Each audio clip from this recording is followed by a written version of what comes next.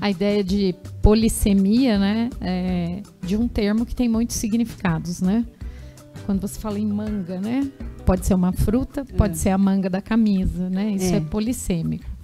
E a política também é polissêmica, né? Pode ter muitos significados. Você pode falar da política profissional, né?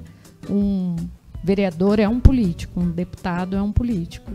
E a política também é essa arte, né? De pensar a polis. A raiz da palavra é grega, né?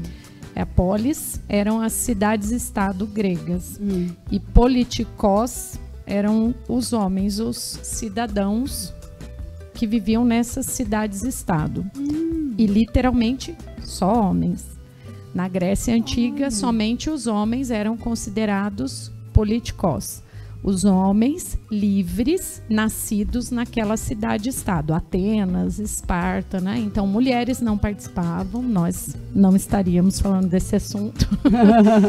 Idosos, estrangeiros, não participavam. Olha. E o que esses homens discutiam?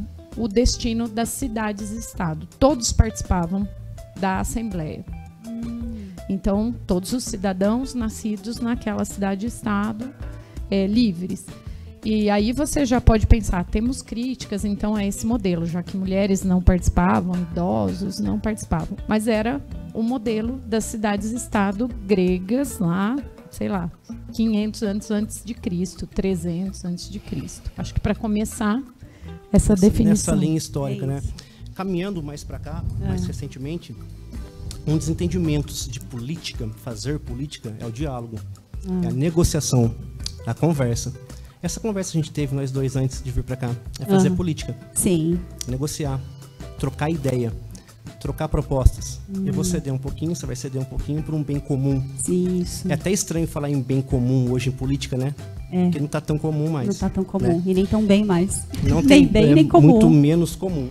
Eu trouxe um conceito do professor Reis Fried, professor de Ciências Políticas.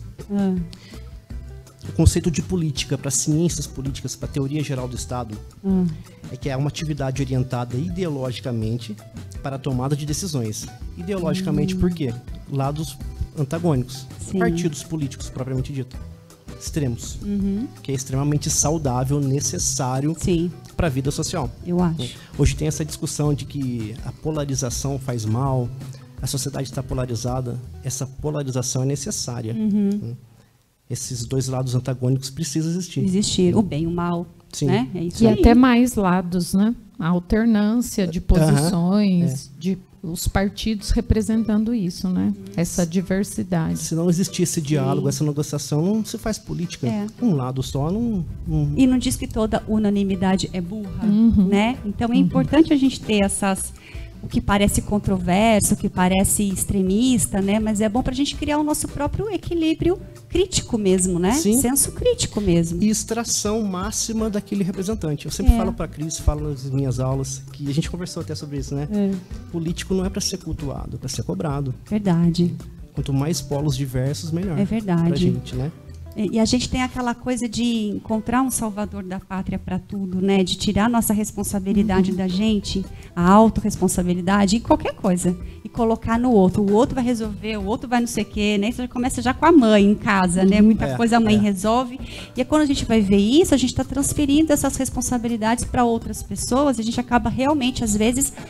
acreditando tanto numa pessoa, endeusando tanto essa pessoa, só que é um ser humano também. Sim. E que de repente naquele ponto tem a ver com você, mas em outros pontos não. Então tem que ser questionado mesmo, né? Cobrado o tempo todo. O tempo todo, porque estão lá para trabalhar pra gente, a gente que paga, Sim, a exatamente. gente que na teoria elege, na teoria porque tem o lance de você eleger sem saber, pega qualquer um ali, qualquer um é igual, vou eleger.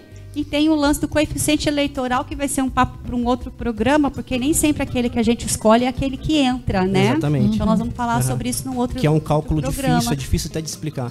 E eu fui entrevistar alguém, se alguém nem soube ou não quis explicar os detalhes ali da sistemática, né? Mas enfim. Então a política, ela desenvolve mais um pouquinho pra gente. É o diálogo, é a negociação. Dentro das ciências políticas, a teoria geral do Estado, que é um segmento das ciências políticas, diz que pode ser definida como sendo um exercício do poder para a resolução de um conflito de interesses, que é a função do gestor. Sim. Para que a gente elege um chefe do executivo? Resolver problemas? Essa é a função. Um sentido estrito senso de política. Eu penso política como maior. Política é a discussão, é a negociação, é o ceder.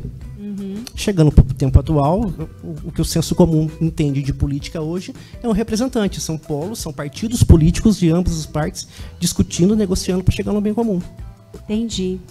Vocês acreditam que a política, ela é uma extensão, quem faz política, ou os políticos, é uma extensão dos seus valores morais? A política em si tem, tem valores próprios dela, sem usar os valores da pessoa que vai aplicar a política? Eu não acredito que não exista isso. Essa separação, não né? Não existe. Eu também acho que não. Não tem como. Não existe essa separação. Tudo que é externalizado é uma parte... Exatamente.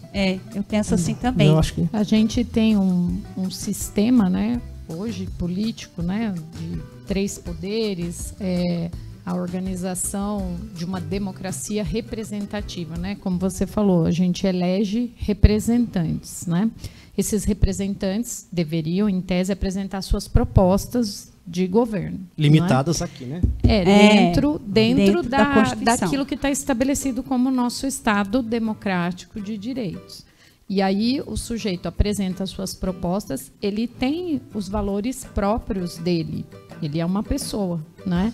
Ele pode ter a sua religião, os seus princípios, mas dentro do que está disposto na Constituição, do que é o Estado democrático de direito, o que é dele compõe a pessoa dele, mas não deve extravasar as decisões dele, né? Como político profissional, não deveria. A gente sabe que em muitos casos ultrapassa, né, se sobrepõe, mas ele está ali como um representante do povo em geral. Não importa se ele foi mais ou menos votado por pessoas de uma religião ou de outra, ou até de um partido e de outro. Quando ele é eleito, ele não é representante só daquele partido. Né? Ele é representante do povo, se for no legislativo ou no executivo também. Né? É interessante isso. Um exemplo disso que a Cris está falando são as bancadas religiosas. A Constituição coloca o Estado brasileiro como laico. Em tese, não deveria ter uma bancada religiosa. Não cabe. São 513 deputados. Se cada religião institucional for ter a sua bancada, vai parar o Congresso só para religião. E tem muitos outros interesses, né, envolvidos na população. Então... isso não significa que o Estado não deve tratar das religiões. Tanto é que os templos religiosos são isentos de tributo. Pois é. Essa é uma das contradições da nossa sociedade. Sim, é verdade. E aí a coisa vai correndo solta, porque assim, o que eles veem lá? Eles veem que o povo não está nem aí, o povo me deu uma carta branca no dia da eleição ali, ganhei, e eles não cobram, fazem nada, assim, vou fazer o que eu quero. Sim, é um plano. É mais fácil. É conveniente alienar a população. Exatamente. E também é conveniente para algumas pessoas da população ficarem alienadas, porque quando você está ignorante na situação, no sentido de não saber, leigo, você não tem a você não responde por você não tem a autorresponsabilidade. Então é fácil. Eu não sabia, eu não sei, né? Que nem teve esses dias a Copa lá em Dubai. Um humorista que foi preso porque ele estava tomando cerveja, que absurdo, não sei o quê, porque ela aprende, não pode. Mas, ele saiu daqui, ele tinha que ir lá e entender qual que eram as regras do país, porque ele está na casa de uma pessoa. Quando chegar na sua casa, eu vou infringir as regras da sua casa? Eu que fui até lá? Então, ele quer achar o quê? Que as regras do outro país têm que se adequar ao que ele acha. E isso é muito errado, né? Coitado, foi preso, ele tinha que saber. É só pensar o contrário, né? A obrigação de conhecer o sistema jurídico é de quem está entrando na casa. Exatamente. Não dá para alegar, não conhecia, não sabia. Imagina. Então fica em casa. O mínimo que você precisa saber é da cultura do país que está entrando. E respeitar, né? Isso é valor, isso é de casa. Né? Você aprende isso em casa, né? Acho que ele não aprendeu Valores na casa. Familiares, né?